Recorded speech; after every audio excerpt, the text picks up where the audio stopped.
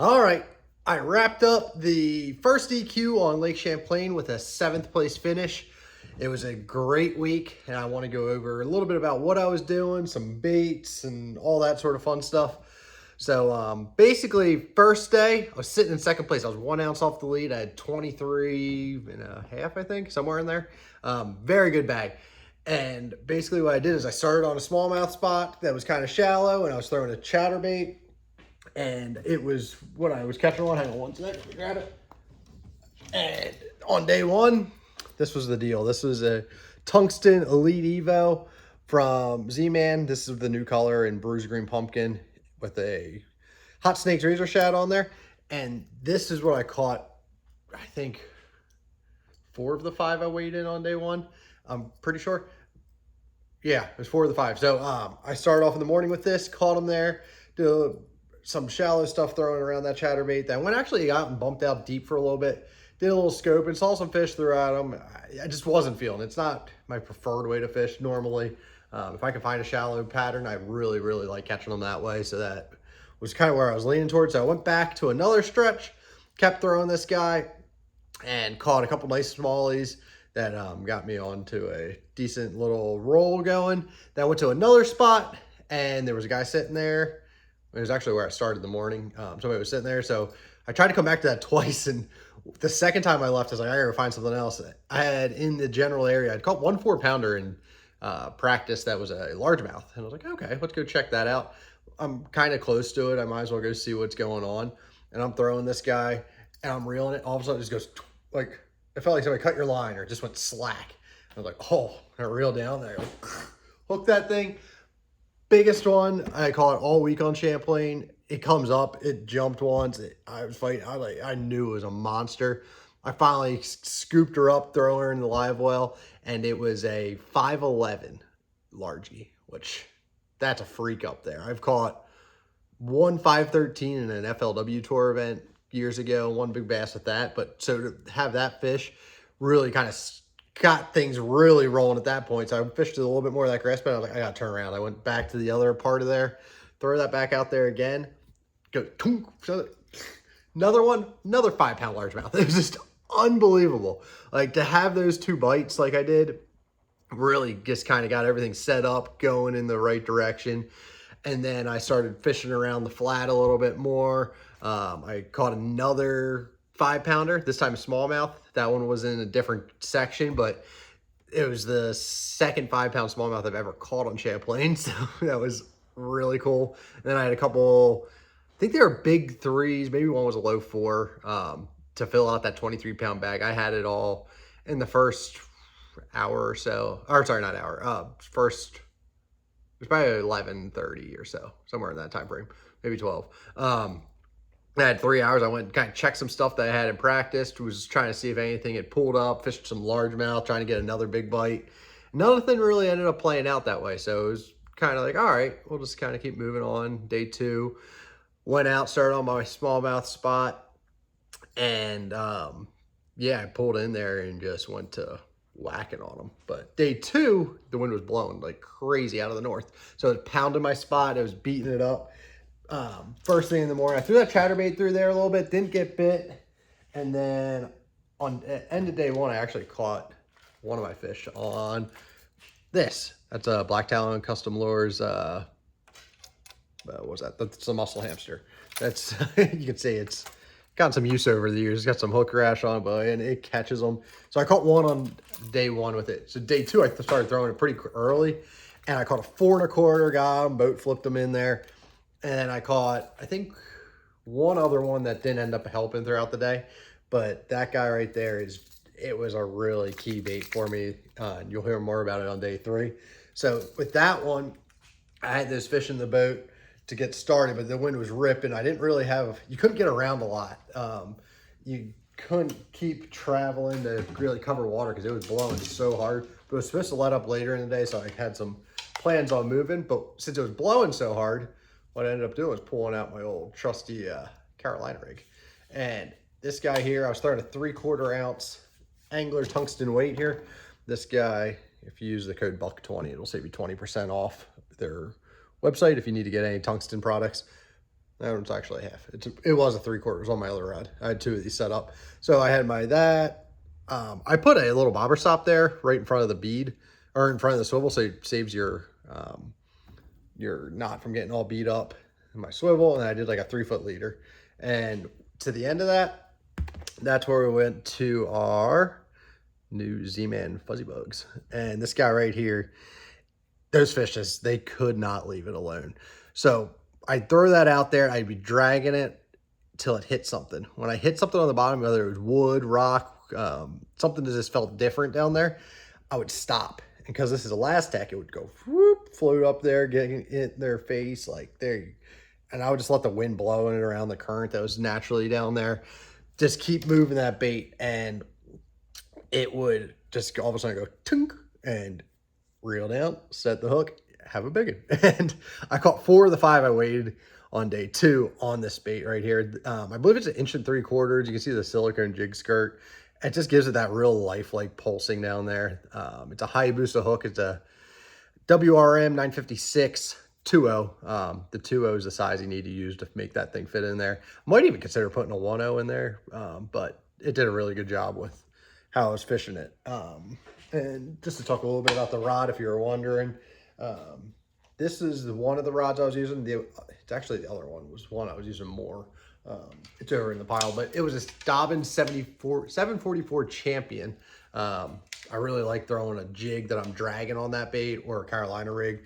This is a Dobbins Ecstasy. It's a 755. If you want the best, go with this one. If you want one that's a little more reasonably priced, go with the Champion 744. It's a good rod too. Not quite as light as this guy, but this guy, this is the best of the best. It really is. And I was throwing on an 8-to-1. I think it was a Shimano Corrado. That one I have on Metanium on. So that was day 2. And then day 3, we go back out there. So I weighed in, I think I had 1913 on day 2. I had one that didn't make it, so I would have had a hair over 20 pounds, but it's dropped me to 1913. I went from 2nd place down to 4th. Still within 2.5 pounds, I think, of the lead. Emil Wagner had jumped up into it, which eventually he won, and he did an awesome job. Good dude. Definitely check him out. But day 3, we're going out there. We still had some wind coming out of the north, but it wasn't going to blow nearly as hard. And I had my game plan. I was going to start on my one starting smallmouth spot and then go from there. And first thing in the morning, I got there. It's still blowing harder than it was on day 1. So I picked up, this is the bait I have more confidence in than probably anything in the world. It's a 1/2 ounce jackhammer. We've all thrown it. You can see this one. This one's actually a pretty fresh one. The one I was using all week got bit off by a pike on day 3. Hot snakes again. I like that hot snakes. It's that little bit of chartreuse. It looks like gives it that perchy feel when you're up north, and that's why I throw that thing so much. But I threw this through my little break there, and I caught 2, I think 2.5 or 2 3/4 almost right away. Then I drug my fellow around here again. That guy, the little fuzzy bugs, and I think I caught another one. But just, it wasn't happening like it had been the first 2 days. It just, I'm sure I beat up on them. There just wasn't as many fish there. They were more educated. But I kept sticking it out. I kept throwing those baits around. And then that was where, again, we picked up the muscle hamster. And I caught 2 more on it there with the muscle hamster. And it was cool. Like, a couple of them I watched follow it up. And then I would like reel, and I'd watch them. They'd follow it up to the boat, and they'd peel off. And I was like, yeah. So I started moving, changing the cadence a little bit, going a little bit more jerky. So it was darting real fast, and then pause it. And when that thing would pause is when they'd come up and grab it. And I caught 2 on the live camera with that. I'll see if I can edit that in here. I don't know if I'll be able to do that or not. Not the most tech savvy person, but we'll try. So that got me those ones there. I had a limit fairly quick. Then I went to where I was on day 1, and I caught that 5-pound smallie. I went back over there, and I was throwing my jackhammer again, and I caught, in a 20-minute span, 4-pounder, a 4.5, and then I made a little move, and I went to my largemouth spot that I caught those big ones on day 1. Didn't catch anything there day 2. Went there on day 3, and I go, got another one. And I thought, just based off of the bites I've had there, I had a practice a 4, I had a 5, 11, and a 5 on day 1. I'm like, this is gonna be a big one, and ended up being a 4 3/4, or sorry, 3 3/4. It ended up being, I think, my smallest one of the day that I weighed in, but still very happy to have it. So that was pretty much my day. It was over by probably 10:30, like something like that. And I ran around. I tried to go find some more largemouth areas. Really, were trying to get everything dialed in and figure them out, but I just never made it happen. I went offshore, did some scoping with a scented jerk shad, that sort of thing, and just was pretty much all I had left. I was just swinging, trying to connect. Good news is I ended up catching enough to, I think I felt a 7th, but 7th is all right. There's the EQ points. So I believe 2 Paul Marks and Emil, both in the Elite Series, so they don't count towards the points standings. So that's all right. That'll end up being like a 5th place finish, I guess, then, if you take them out. So it's a good start to the EQs. I think I'm going to need to average probably about a top 20 to make the Elite Series. So that's the ultimate goal. But that's what we had going on. And I want to show you one thing. This bait here is how I found those smallies in practice. That's a Bill Lewis. It's a rattle trap, or a hammer trap. Is this a specific one? I was throwing it because I can throw it a mile. It's a 5/8 ounce. I was throwing it on a Dobbins. It's a 736. It's the same rod I use for throwing my chatterbait. And I would just make these really long bomb casts on these sand flats. And it just let me really cover water efficiently and find them and catch them. And that's why I was using that. So if you see it in the top 10 baits, I never ended up actually catching any in the tournament for some reason. I threw it, but the chatterbait ended up catching more. And honestly, I'll pick up the chatterbait first, especially smallmouth fishing, over this, just for the fact that it has a single hook on it. When I get those fish, I like to boat flip them if I can, like anything up to like 4.5-ish. I'll usually just boat flip if it looks like they're hooked well.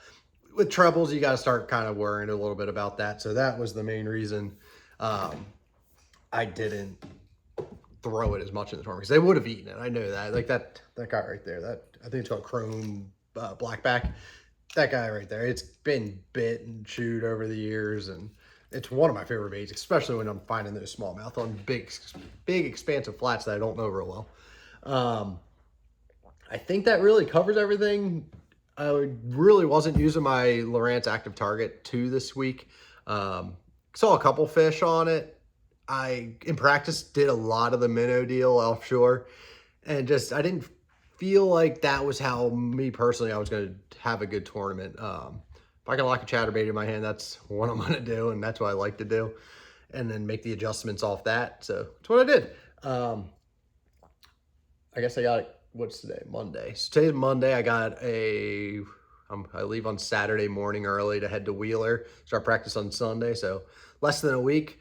I'll be down at Wheeler getting dialed in, trying to finish in with another top finish. Like if I can get a top 20, top 10, something like that in there, I'd be really happy going into Okeechobee. So that's going to be the goal, what I need to do.